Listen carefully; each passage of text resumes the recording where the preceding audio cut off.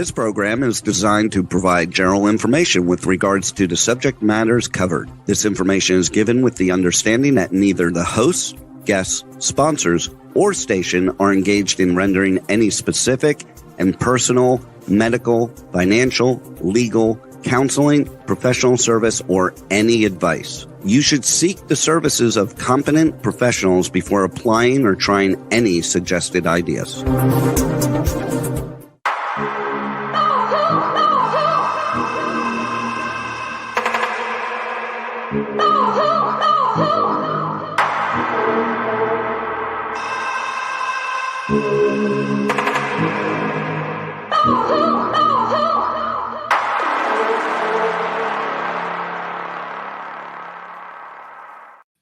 Good morning, true seekers and true crime junkies. Welcome back to Hit the Road Jack, Finding the Zodiac. We are going to catch up on some research and laundry, some updates on things that I've been working on my end. Today we do have Nolan Del Campo with us, so we will welcome him into the show to kind of chime in as we go along. Good morning, Nolan. How are you? Good morning. I'm okay, struggling. Life is a struggle, isn't it? Yes. My goodness. Well, some of the updates that I have for everybody today is I did actually receive response back from Sonoma County Sheriff's Department. I had reached out to a Mr. Stashen, and I had supplied him with a 8-page Word document, which really kind of just briefed who Jack was and what it was to his case. Because if everyone remembers, as we were going over the audio tapes of law enforcement, one of those individuals were actually took a huge interest in Jack, though I don't know what has occurred with that evidence that they had in hand as of yet. The gentleman who did return my message said that he appreciated me taking the time to compile the attached information and emailing it to him. He said, I've done a lot of work. He has no idea, because if he got an 8-page Word document and I'm covering a 1,700-page PowerPoint presentation, then he really got just the tip of the iceberg. He said he would go through and evaluate the information that he had provided as it pertains to the hitchhiker murders. He said he did notice a good portion of the information is directly related to Zodiac cases, which of course it is. If you haven't already done so, he said this information would be better off in the hands of an agency that has investigated known Zodiac cases. So since our agency has not directly investigated a Zodiac murder, he says he's not privy to all the intimate details of the case. I then followed that up with letting him know that I was willing to discuss or allow him to pick my brain, show him what I have, since I'm not offering only the identification of the Zodiac Killer, but I said the darn good chance that this man killed as many as 100 people in California per one of his last communications in 1986. These letters are clearly written by one person who has evaded capture and spoken heavily about it. There is what I call the finale letter, which pretty much describes what I believe to be all or most of his crimes. So that is my update for Sonoma County Sheriff's Department. I did actually reach out to Aphrodite Jones to see if I could play the true crime episode on the podcast. And I did actually finally receive a message back from a Mr. Johnson, who's the director of footage services, asking me basically what I was looking to do with it. And he has given me permission at this point to play the interviews that Dennis and I had with Aphrodite Jones on that channel. So I'm going to figure out how I can do that and get that up for everybody. I also have been asked to do an interview. I do get these from time to time. Usually it's in regards to the handwriting examination process. But in this particular case, I received one from a student at Desert Vista High School. And he said, I have been very interested in a project that my class is doing, which is a search on the true identity of the Zodiac Killer. He said, I was able to find information on Gary Francis' post, and one of the people who have agreed to his presence in the Zodiac Killer murders is Miss Bartow. Now that was erroneous, and I did have to correct him on that. I told him I do not believe, obviously, that Post is the Zodiac Killer. He said, due to this, I would love to have a short 10 to 15 minute interview with Miss Bartow, explain how she was able to get this explanation and why it is believed that Gary Francis Post may have been able to do it. So again, I did respond back to this person they're not following my work, especially if they think in some weird or strange way. I don't know, maybe something's on the internet that indicates that I have stated this, but clearly I've never stated that Post was a viable suspect.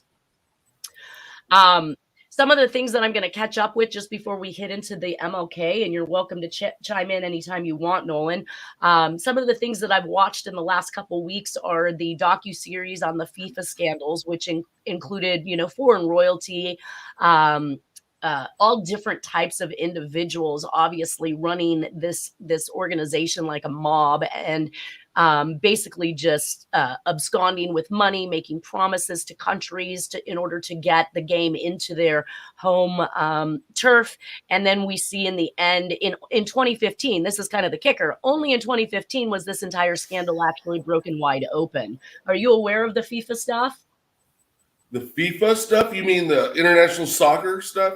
Yes. Yes, I am aware of that stuff. Yeah, it was a big scandal, a lot of corruption, a lot of money laundering, things like that. Right.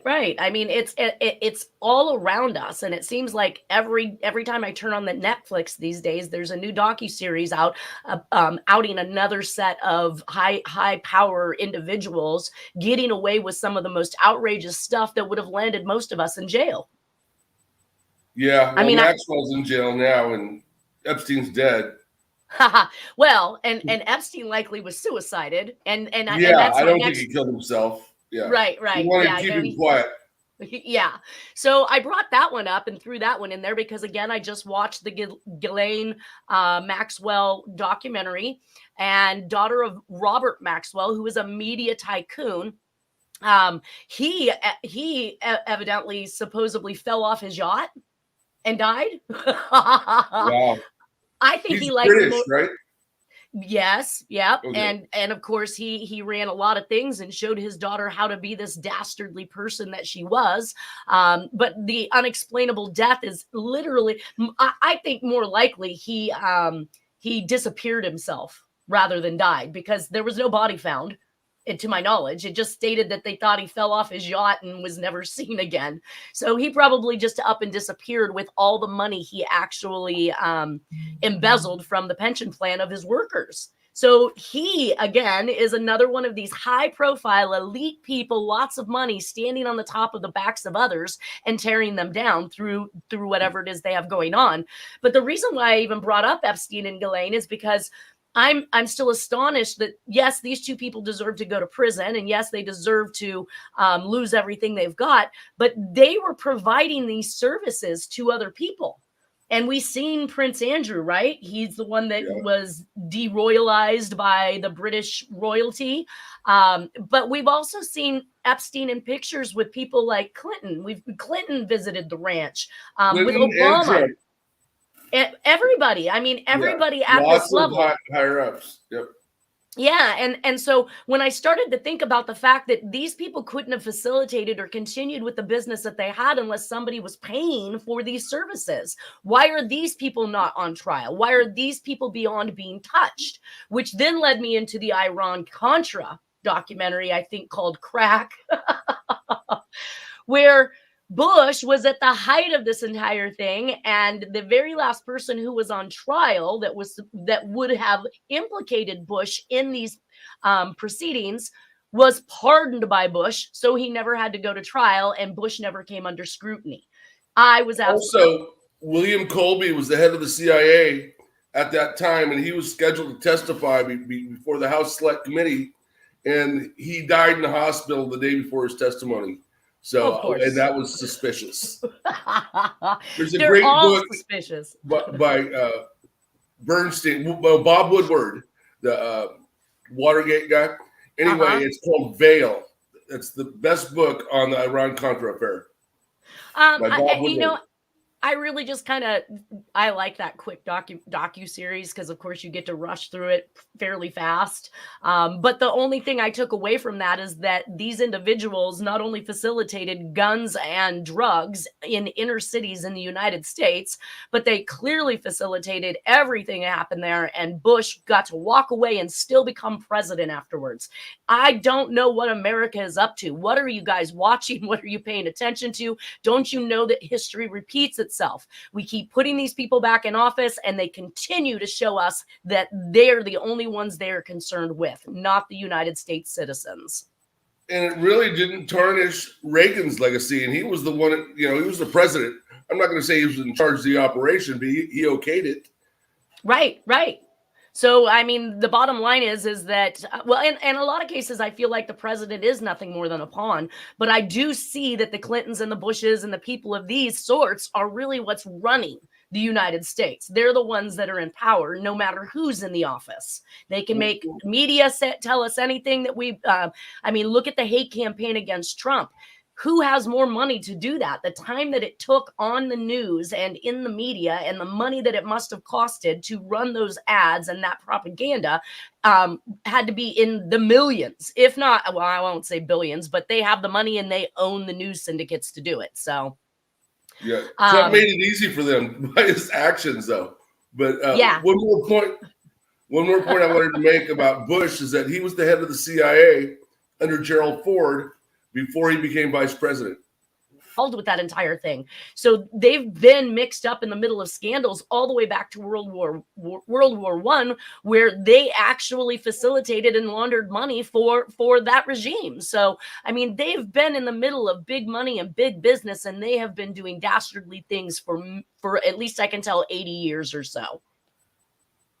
Yep. Well, that also brought me to the killing fields. I had an opportunity to watch the docuseries on the I-45 murders, which are included in this presentation. And it was primarily done with Tim Miller because his daughter, Laura Miller, was killed during that series.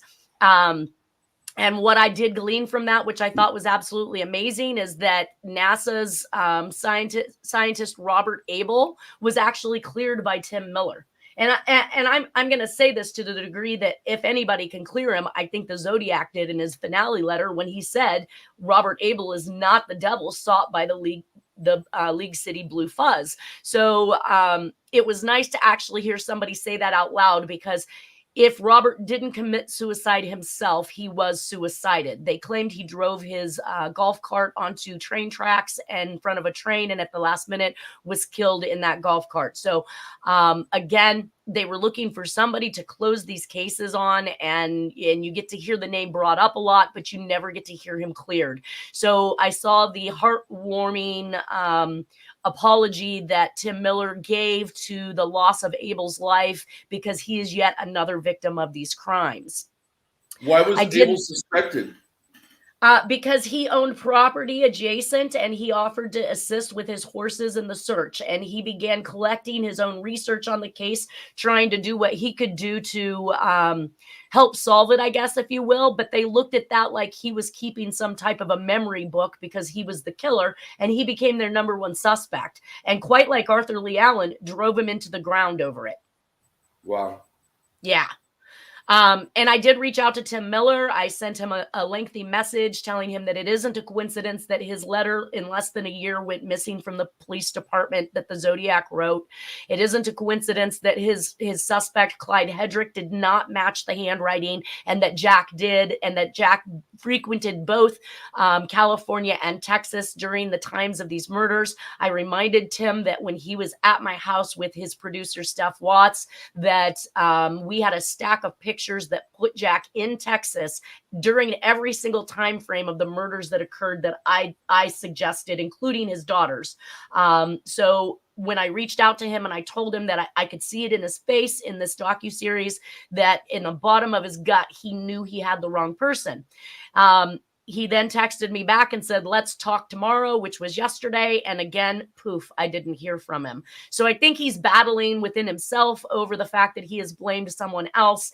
And consequently, it does take a bigger person to step out of that box, try to look at other avenues, or at least continue to consider that Hedrick was not the suspect in these cases. And that brings me to some more of the unions began with the mob, acted like the mob, and charged the worker for protection. As I was looking through some stuff for the Zodiac, I came across this JFK quote that says, "Those who would destroy or further limit the rights of organized labor, those who would cripple collective bargaining or prevent organization of the unorganized, do a disservice to the cause of democracy." So I'll let everybody read this on their own accord. I'm not going to go through the entire thing, but this is basically the FAA call out to strike in regards to unfair business practices and employee practices. But the bottom line is that they're claiming that union busting was a Reagan goal. I think union busting has been a lot of people's goal because you're charging them for protection. That is nothing less than mob-like activity. Yeah, I think Reagan did bust that union, and he fired them all. And they had to get new air traffic controllers. It was unsafe to fly for a while. Right. I mean, and these people think that striking or putting other people in danger over the fact that they want better rates, better pay, better accommodations. We all suffer somewhere along the line in jobs that we've had. It doesn't mean that we get to quit on the world. Usually you lose your job when that happens. And if Reagan did in fact fire everybody, good for Reagan. Huh. All right. And that brings us to Martin Luther King. This I bring up because when I was doing a lot of my research, I kept in the FOIA files from the FBI archives, I kept coming across what was called COINTELPRO. And so every now and again, I will visit some of these files to see what they're about. And it actually turned out that Robert Kennedy gave an okay to wiretap Martin Luther King's phones for fear of communism, they claimed in 1963. Communism because they want rights. And J. Edgar Hoover was in fear of civil rights movements and believed communist infiltration was imminent. And based on no evidence other than wiretaps over 5 years, they forced MLK out of his leadership position in a program that was called COINTELPRO.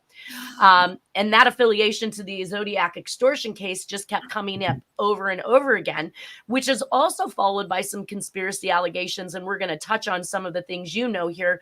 But I wanted to mention that that the gist of the conspiracy at this point is that they did arrest and in jail an individual who was able to escape from jail. And basically his attorney at the time claimed the escape was an additional proof that Ray had been involved in a conspiracy that had provided him with the outside assistance he would have needed to break out of jail. So just keep that in mind. Somebody doesn't just, randomly get jailed for the first time in their life and be capable of breaking out of that jail without assistance. So there was definitely things going on there. And Nolan has sent over this book cover to me, The Plot to Kill the King, The Truth Behind the Assassination of Martin Luther King Jr. Have you read this already? Yes, I have.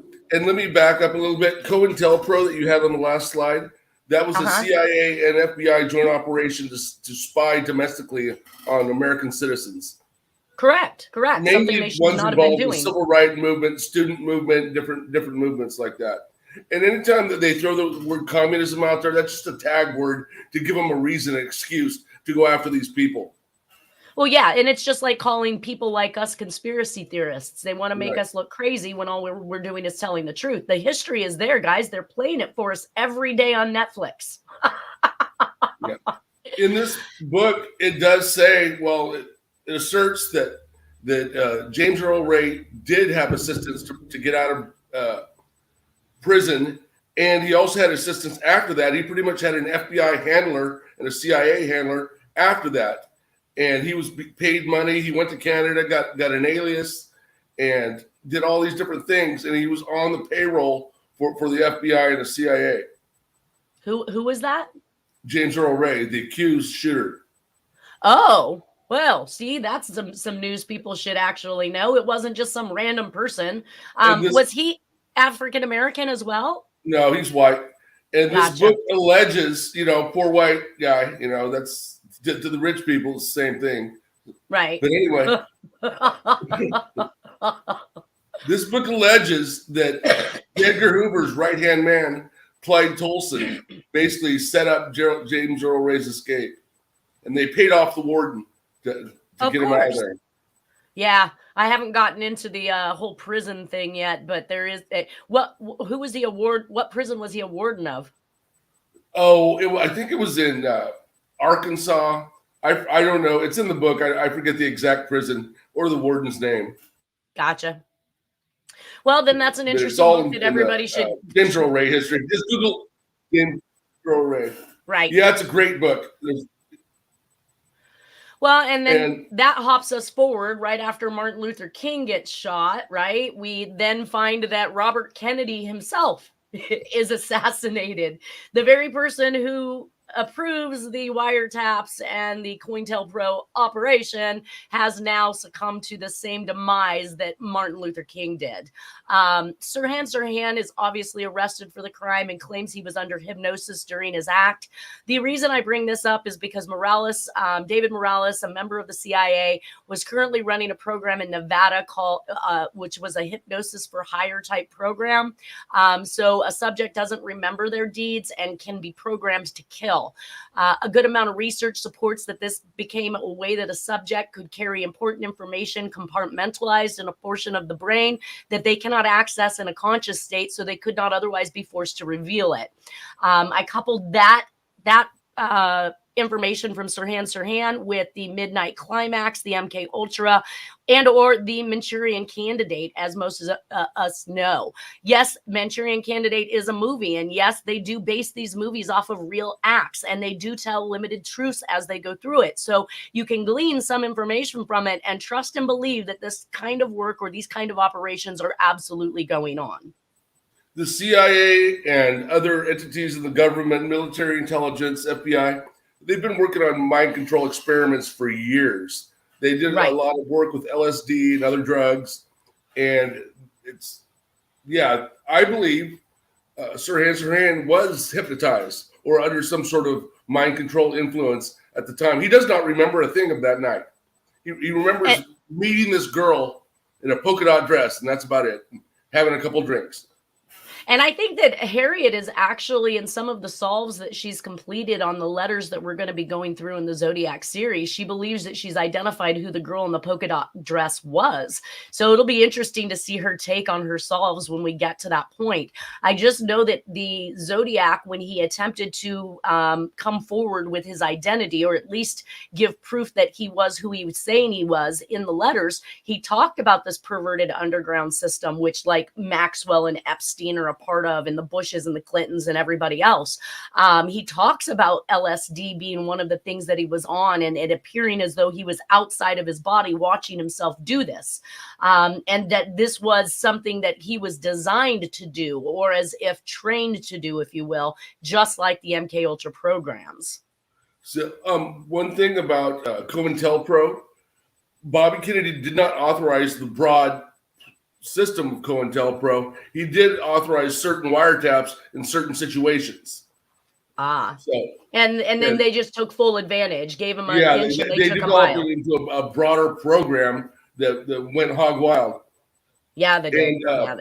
One of the attorneys that was investigating COINTELPRO way back in the day, was trying to expose them, was OJ's lawyer, Johnny Cochran. In fact, when I was in law school at UC Davis, Johnny Cochran gave a speech there about COINTELPRO. I'm surprised he didn't end up suicided. Well, I think he did. He died early. What?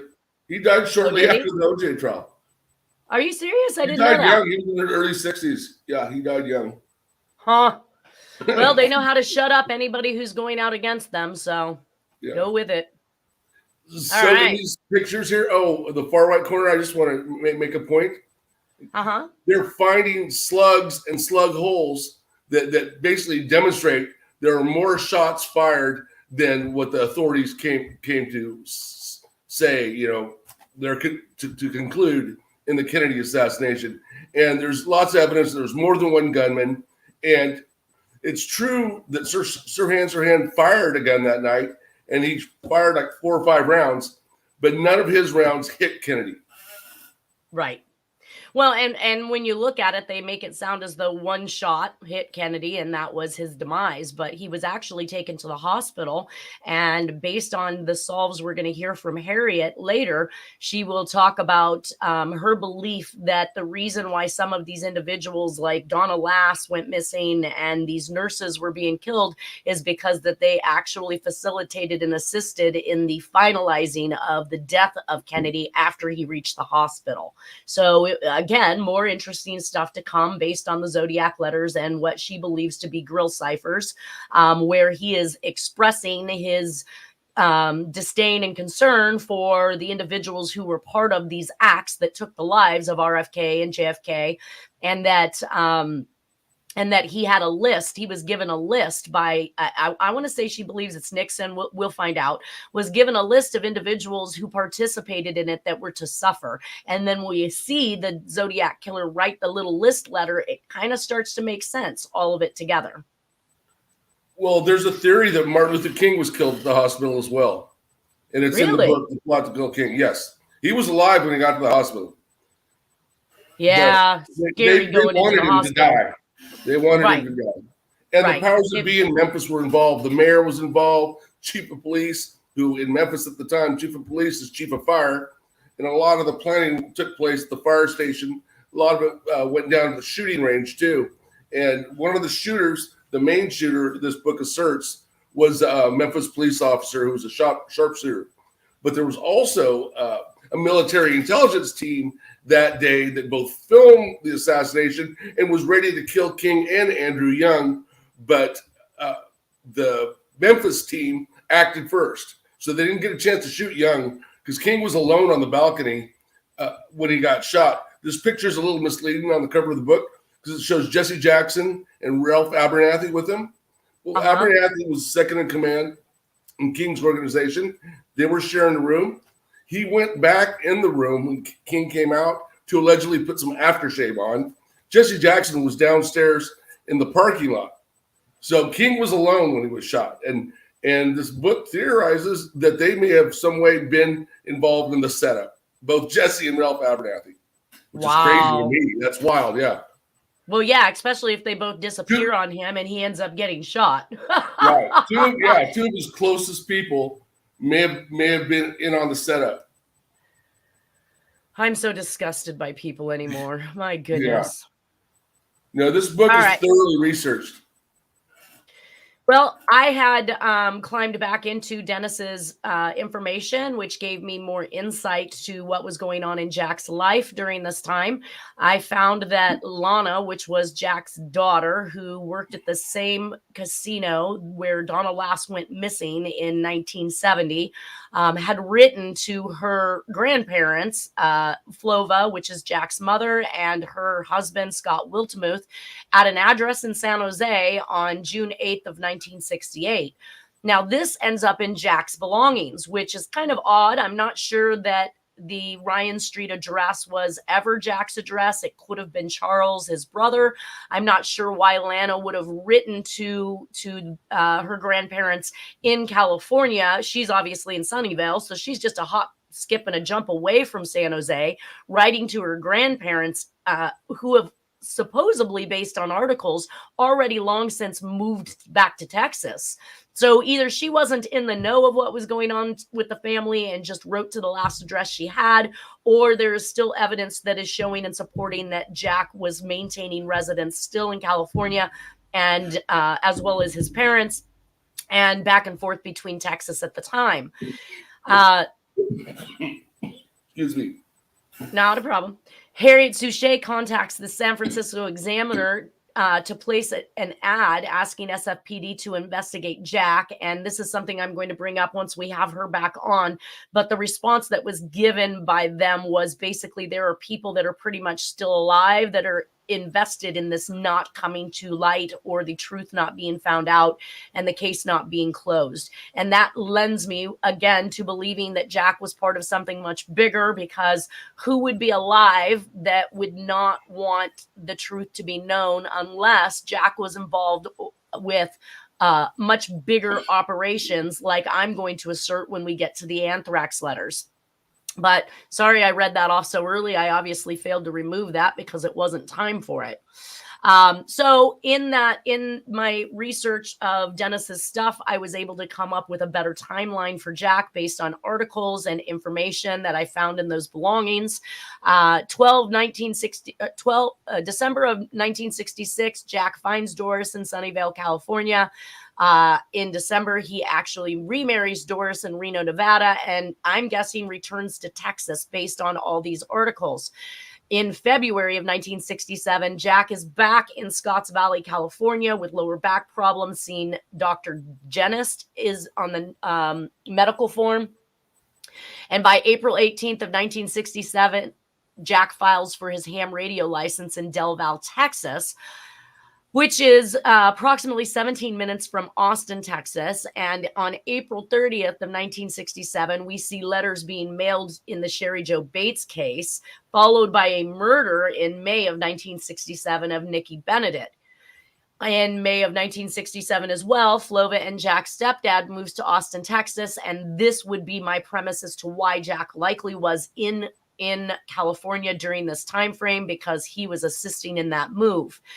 December of 1967, we see that he has scheduled a discogram at Fort Miley in San Francisco, California, which places him back in California again in December of 67. Now, somewhere in 1967 or 1960, I'm going to say 1967, based on Stephen Dewhurst's book, the battery store that Jack owns in Austin, Texas, closes. So we can see the business card that Jack had listing him as the owner and the location being in Austin. And then we have this article that actually states that he had moved from the Austin area to Llano, Texas on February of 1968. Roughly, based on what they state. Now, that article, isn't that in regard to his son being kind of a decorated military guy in Vietnam?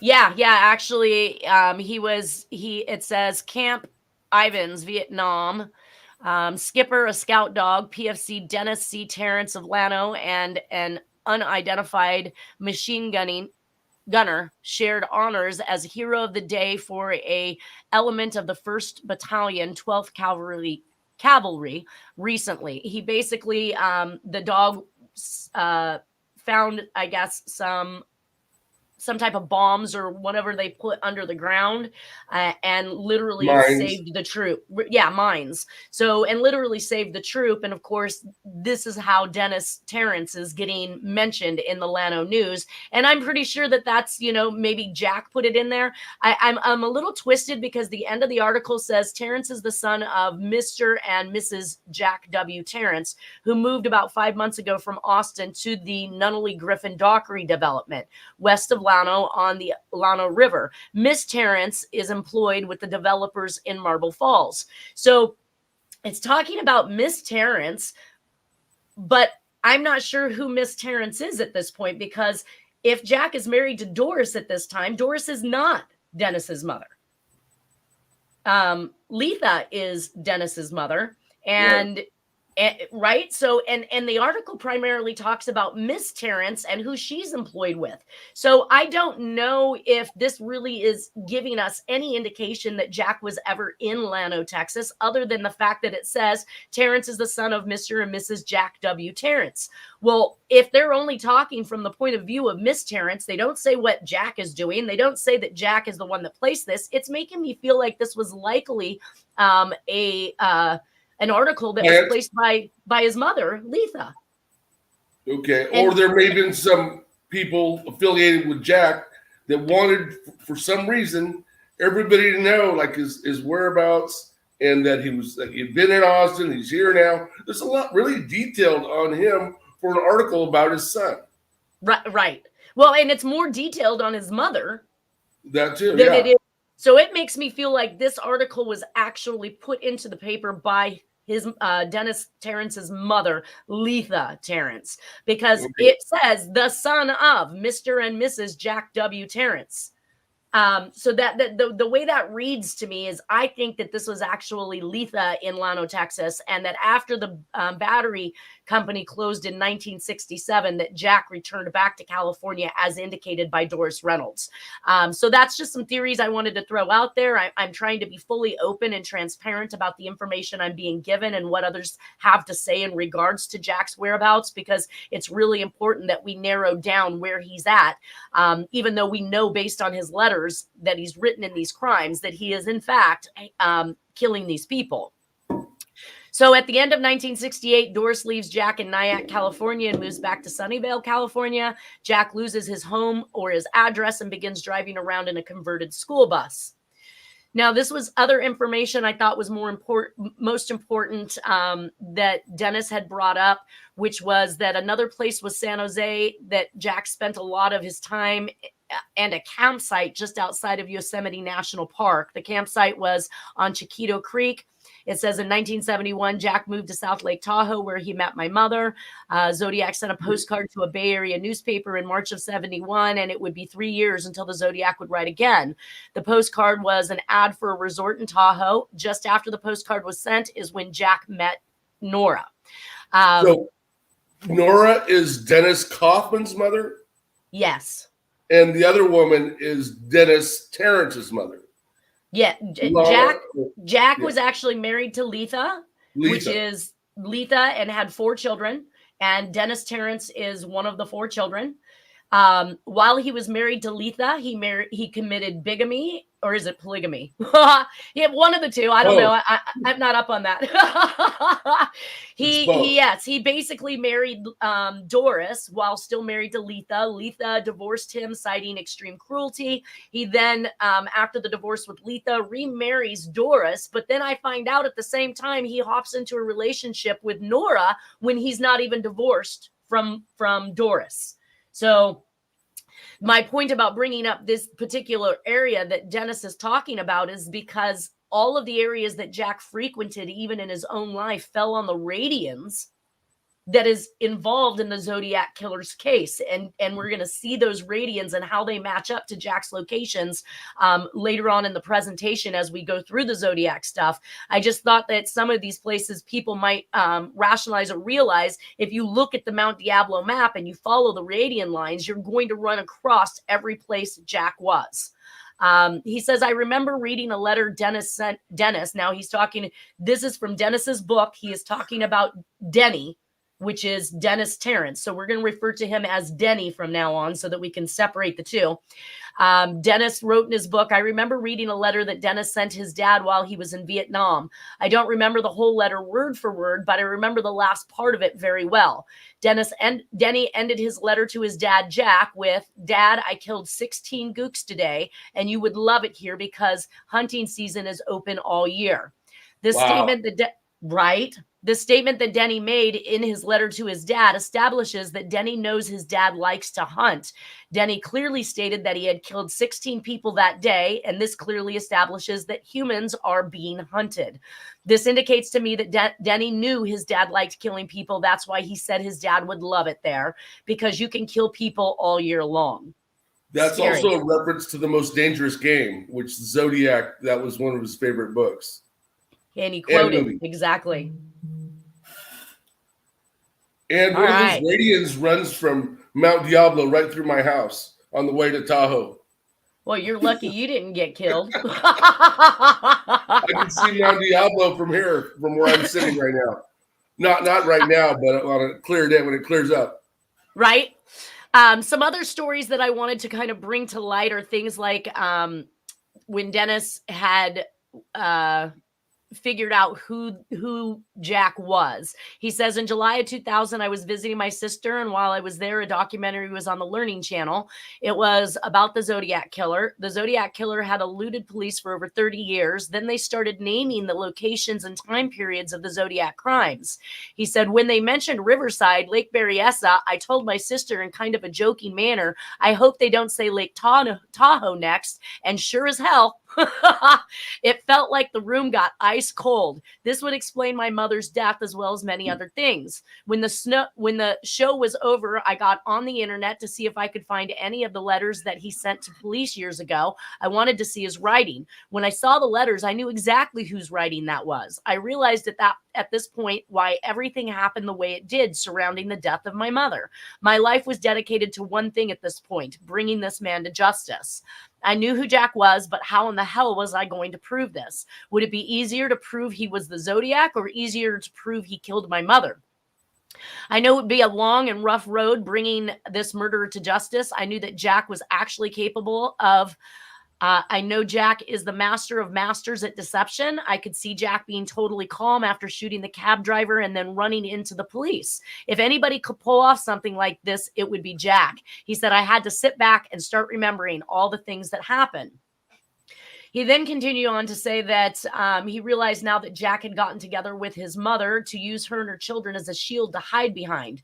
He was living alone in his camper when they met. So clearly, Jack is still in this camper, even though he had a residence in San Jose for a short period. I want to say from 70 to 72. He is traveling back and forth to South Lake Tahoe, beginning a whole new life while trying to clean up the one he's left back in San Jose. He says, a man living by himself in a camper is a lot more noticeable than a man, wife, and 3 young children. He walked into a ready-made family. What a perfect cover. He moved into our apartment, and now he appeared to be just a common family man. My 2 younger sisters took to him right away. They called him Dad and eventually took his last name. I never felt right calling him Dad. I always called him Jack. I never took his last name. I remember one night, not long after he met my mother, I was awakened by this woman screaming. I don't remember where we were. I just remember it was at night and it was raining. When I woke up, I was laying in the front seat of our car. I lifted my head up to see what was going on, and Jack was chasing this woman around the car. I laid back down and pretended to be sleeping. I don't know what happened to the woman. I never asked. Now, I brought that part up because Deborah Perez tried to make the same claim, that she was driving around with the Zodiac Killer. So she was basically doubling up on Dennis's story to make it sound like more than one person had done this, or you shouldn't believe him because it really happened to me type thing. But I'm finding that there's a parallel to her story and Dennis's, and it seems like she was just basically mimicking whatever it was that Dennis had to say. Yes.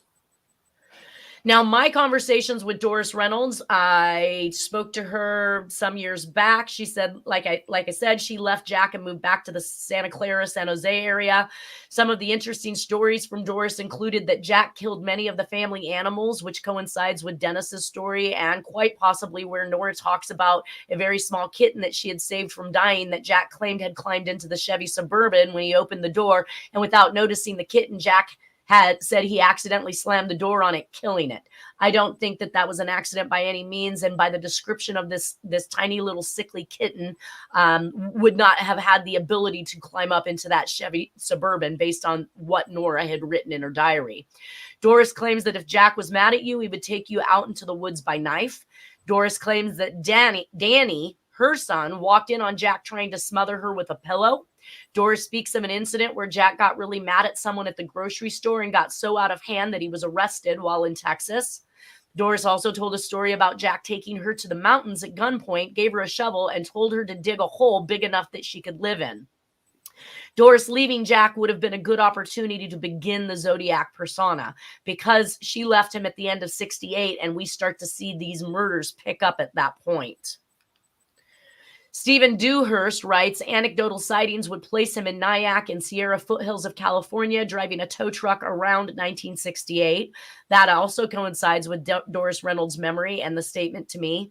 Also, per Dewhurst, Doris would claim that he tried to smother me at least 3 times. He tried to kill me. He took me out in the hills near Riverside one night and told me to dig a hole big enough for me to live in. I know some of this is redundant, but I'm just going over the information that is out there based on books that have been written, all that include Dennis's accounts, Stephen Dewhurst's accounts, and my own accounts with Doris. She stated that Jack had filled, Jack's hunt. So Dewhurst also states in his book that Jack's hunting had become almost an obsession, and he hunted throughout the western foothills of the Sierra, from Nyack in the north to south of Yosemite National Park. He was not just a hunter, but he was a poacher too. And of course, here in Dennis's book, you can see where Jack told Dennis about finding Doris working at a restaurant in Southern California, and that he took her at gunpoint into the mountains. And that describes the story that we just talked about, where he told her to dig her own hole. Dennis reached out to a nephew of Jack's after figuring out that Jack might possibly have been the Zodiac. And he said in his book, the next day after arriving in Sacramento, we went to see Gary. I told him that I thought his Uncle Jack was the Zodiac Killer. I asked Gary if he was around Jack in the late 60s, and he said that he was.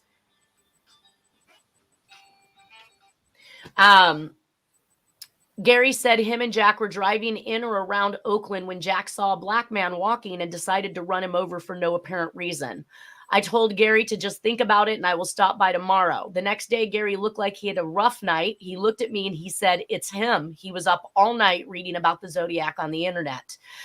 There's another account, which I am trying to look for right now, but Jack had actually purportedly stabbed a man in Vallejo, a black man in Vallejo, and he got off on what was self-defense charges. So we're running into this relation of Jack being this extremely violent person, wielding knives, and definitely the type of mentality you'd be looking for in the Zodiac Killer. Another account that Dennis had was in March of 1999, just 2 weeks after his mom's death. Jack is packing his things and getting ready to move to Arizona. Before Mom had died, I had rented them a storage unit in the same facility as ours. A couple weeks after Mom's death, we are at our storage shed. About 10 minutes later, Jack and my younger brother pull up to go to their storage. Jack starts to walk toward our shed, and I told him to get the F away from us. I looked up, and he was coming at me swinging his buck knife. I grabbed a hammer that was near to block the knife. I could tell Charles was very upset, which is the younger brother. I told him that I wouldn't hit his dad. I was kind of hoping to dance him into a heart attack, he said, but Jack stopped and grabbed the tip of his knife as if he was going to try and spear him or throw it at him. Right when he raised it up, Charles grabbed it out of his hand. He got very angry with Charles for grabbing his knife. He was mad at Charles for ruining his chance to kill Dennis. Another account that Dennis had in his book was that him and Jack were standing next to a river, and he looked at me and said he was going to teach me how to swim. He grabbed me, threw me in, and said, swim or drown. That river was very swift, and I remember finally making it out way downstream. Looking back, I don't think that he planned on me making it out of that river. When I came walking back, he just kind of played it off by telling me that was the way his dad taught him how to swim. Well, his dad was obviously ruthless as well, though. One of the things that I'm still looking for at this point is another story that Dennis told about Jack having burnt his hands on a radiator on purpose to conceal his fingerprints. Jack came home after work one day, both hands completely wrapped up, indicating that he had popped the cap to a radiator and subsequently suffered burns. But Jack has been a mechanic at this point for far too long to know better than to pop a radiator cap on a hot engine. So to me, that does sound like that was purposeful, and it may came in light based on the fact that there was information being put out in the news that fingerprints and palm prints had been achieved in some of the cases. These particular pieces here, you guys are welcome to go back and read again. There are more stories based on things that occurred with Jack, more dastardly things he had done. Now, when Joris leaves Jack, he did not have an address and he lived in that converted bus. Here's some of the information that I wanted to show everybody. We see that Gary mentioned that Jack had converted an old school bus into a motorhome in the late 60s.